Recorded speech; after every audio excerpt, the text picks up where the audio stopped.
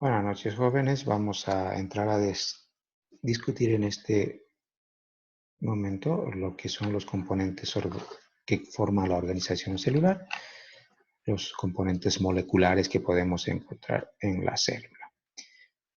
Vamos a seguir para ello con esta diapositiva. Hablamos de la organización molecular. Bien. Todo lo que llamamos seres vivos y que sabemos que están formados por células están esencialmente conformados por dos grupos de compuestos químicos. Tenemos los compuestos orgánicos, que forman más o menos la cuarta parte de toda la masa celular, 25%, y que está representado por los carbohidratos, las proteínas, los lípidos, el ADN, las vitaminas, etc. Estos son los compuestos orgánicos. Y la mayor parte de la célula tiene compuestos inorgánicos, el 75% más o menos. ¿Qué incluye estos elementos inorgánicos? Agua, dióxido de carbono, minerales, sales, fosfatos, etc. Que obviamente tienen una función importante en el funcionamiento celular. Si nosotros miramos la composición de una célula, esta es una célula bacteriana. La composición de una célula bacteriana dice más o menos 98% de todo lo que tiene la bacteria está formado por carbono, hidrógeno, oxígeno, nitrógeno. Además de cantidades importantes, pero mucho más pequeñas de fósforo y azufre. El 2% restante está formado por los demás sales y iones que podemos encontrar, como el hierro, calcio, sodio, potasio, el cobre, el magnesio, el yodo, el cloro, etc. Aquí podemos ver la distribución centesimal de los componentes que hemos señalado en una célula bacteriana, más o menos 70% de agua. Si tenemos 100 kilos de bacteria, entonces tenemos 70 kilos de agua en esa colección. Y otras moléculas el 30%. ¿Qué incluye esas otras moléculas? Iones pequeños, moléculas pequeñas, como los que estábamos comentando aquí. Fosfolípidos, que son una forma especial de lípidos que forman membranas, 2%. ADN, 1%, es muy poquito. ARN, 6%, hay más ARN que ADN en la bacteria. Proteínas, el 15%, y los polisacáridos o carbohidratos, el 2%.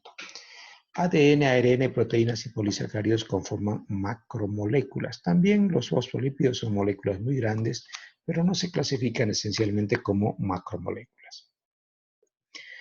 Entonces tenemos bastante ARN, como pueden ver. Bien, hablamos de los compuestos inorgánicos, entre los cuales el principal es el agua. Tiene normalmente moléculas sencillas, no tienen demasiados átomos, están formados por pocos átomos, a diferencia de los compuestos orgánicos. Los más abundantes de los inorgánicos son el agua, el dióxido de carbono y muchas sales minerales. Estos compuestos generalmente se unen por enlaces iónicos, son un tipo de enlace químico bastante fuerte que le da estabilidad a las moléculas, pero que dificulta las reacciones químicas precisamente por la fuerza con la que se unen los compuestos químicos que tienen enlaces iónicos. Ejemplo de esto tenemos el agua, tenemos también un CO2, son compuestos inorgánicos. Los compuestos inorgánicos, orgánicos, a diferencia de los inorgánicos, tienen moléculas complejas formadas por cadenas de átomos de carbono, tienen mucho carbono los compuestos orgánicos, unidos a otros átomos. De estos elementos, lo más importante son los glúcidos o carbohidratos, los lípidos, las proteínas y los ácidos nucleicos, además de algunas vitaminas. Son compuestos orgánicos. La diferencia básica entre un orgánico y un inorgánico es el tipo de enlace que une las moléculas. En los compuestos orgánicos son enlaces covalentes. Son enlaces químicamente más débiles, pero que por lo mismo permiten que ocurran ciertas reacciones químicas de manera relativamente fácil. Tenemos aquí un ejemplo de un carbohidrato con 3 moléculas de oxígeno, de carbono, sobre el cual se unen átomos de hidrógeno y átomos de oxígeno. Esta es la molécula del glicerol. Bien, merece una mención especial la molécula de agua, que es el compuesto inorgánico más abundante de la célula. En un árbol leñoso, duro, rígido, la mitad más o menos es agua y la otra mitad son células. En una manzana, conocemos la manzana, más o menos tiene un 85% de agua. Una persona puede tener de 65 a 75% de agua, proporciones aproximadas, teóricas. Entonces, casi un 75% es aguas. Esto quiere decir que si una persona pesara 100 kilos, más o menos tendría entre 65 y 75 kilos o litros de agua. Bien, el agua es extraordinariamente abundante en la Tierra, es indispensable para la vida en la forma como nosotros la conocemos. Forma parte de todos los organismos en cantidades mayoritarias, entre el 50 y el 90%, y se supone que, o sospechamos que la vida se originó en un ambiente acuático, en el fondo del mar, y que para la vida como tal necesitamos agua, tal como nosotros la conocemos, ¿no? El agua cubre, por suerte, para nosotros las 3/4 partes de la superficie de la Tierra. Participa en reacciones químicas que ocurren en los seres vivos. El oxígeno que las plantas verdes liberan al aire durante la fotosíntesis igual se libera a partir de la degradación del agua.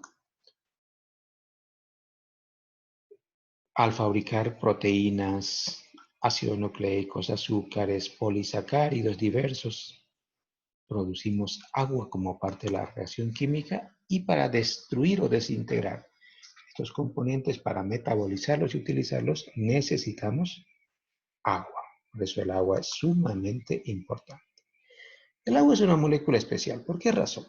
Aquí tenemos nosotros la estructura de lo que es un átomo de oxígeno y la estructura de un átomo de hidrógeno. El oxígeno tiene 8 protones y 8 neutrones y consiguientemente tiene 8 electrones que giran en las capas superiores. Cuando hay una unión o combinación oxígeno-hidrógeno, el oxígeno atrae a las moléculas, a los electrones, con tanta fuerza que prácticamente se lo quita. Entonces, tenemos en las moléculas de agua extremos que tienen solamente protones y extremos que tienen más de la cuenta electrones y por lo tanto tendrán cargas eléctricas. Si sobran protones, carga eléctrica positiva; si faltan protones, carga eléctrica negativa. El agua, dice, debido a que se atraen las moléculas unos con otros, tiene consistencia líquida, porque de lo contrario tendría que ser un gas, ya que el oxígeno solito es un gas, el hidrógeno solito es un gas. Aquí vemos un esquema de la configuración de un átomo de agua, los 4 átomos de hidrógeno. En la célula, estos compuestos se atraen, las moléculas se atraen unas con otras porque este átomo de hidrógeno se llevó los electrones tan cerca de sí mismo que los átomos de hidrógeno quedan como si tuvieran solamente un protón, que es lo que tienen, ¿no? Entonces tienen carga eléctrica positiva. Y el extremo donde están el exceso de electrones va a tener carga eléctrica negativa. Y aquí ocurre lo que estamos viendo, que el extremo positivo de un átomo de hidrógeno se atrae con el extremo negativo del oxígeno. Por lo tanto, este enlace por atracción eléctrica se conoce como enlace puente hidrógeno, no es un enlace químico, ¿no? Otras moléculas inorgánicas, pero antes de eso vamos a hablar de la importancia del agua. Tiene una tensión superficial elevada debido a que las moléculas se atraen entre sí con mucha fuerza. Pueden hacer flotar elementos que están formados por átomos que tienen un mayor peso molecular, como ocurre con los leños y los troncos, por ejemplo. Si nosotros tuviéramos que arrastrar un tronco sobre el suelo, necesitamos hacer mucha fuerza, pero si lo tenemos flotando en un medio con agua, con un poquito de energía, esto se mueve fácilmente, porque estamos hablando de una elevada atracción de moléculas de agua que le dan una alta tensión superficial. Además, por la misma razón, el agua tiene actividad térmica, es un estabilizador de temperatura. Cuando hay mucho calor, el agua absorbe la mayor parte de la energía y cuando se enfría el ambiente, libera esa energía. En lugares donde hay mucha agua, la temperatura suele ser muy estable y en lugares donde no hay agua, como un desierto, por ejemplo, el desierto del Sahara, la temperatura puede llegar en el día a 50 grados, en la noche a 0 grados, sin mucha, sin mucha dificultad, ¿no? Bien. Además, el agua es un disolvente universal, disuelve prácticamente todos los componentes a excepción de las grasas. Disuelve las sales, disuelve las proteínas, disuelve los carbohidratos. Nuestro citoplasma celular es una disolución de diferentes elementos en un medio acuático. Necesaria en reacciones químicas, eso ya le habíamos dicho. Es además un lubricante que permite el movimiento de los elementos que están flotando, pero no proporciona energía. Al menos para la forma como funcionan las células, no se necesita o no se puede aprovechar la energía que tiene almacenado el agua. Y finalmente las otras sales y iones. Entre las otras sales e iones, nosotros tenemos prácticamente todos los elementos de la tabla periódica se han encontrado en una célula. Pero de esos, solamente de unos cuantos se ha demostrado su utilidad y su validez. Nosotros no sabemos si están ahí por accidente o por qué razón. Sabemos que el carbono, hidrógeno, oxígeno, nitrógeno, fósforo y azufre son elementos comunes mayoritarios, pero también tenemos en forma de trazas, cantidades pequeñas, calcio, cobalto, cromo, sodio, potasio, magnesio y los demás elementos que están en esta fila, ¿no? Entonces vamos a explicar de manera reducida el papel de algunos de estos componentes. Cloro, sodio y potasio tienen básicamente la misma función. Regulan la presión osmótica.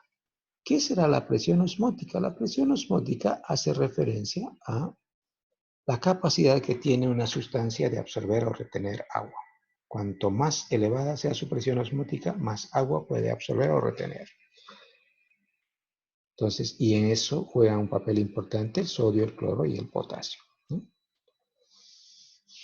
Por eso cuando uno sale a sudar, transpira, en el sudor se van yendo iones de cloro, sodio y potasio. Nosotros reponemos eso tomando electrolitos como el Gatorade o el Powerade, ¿no?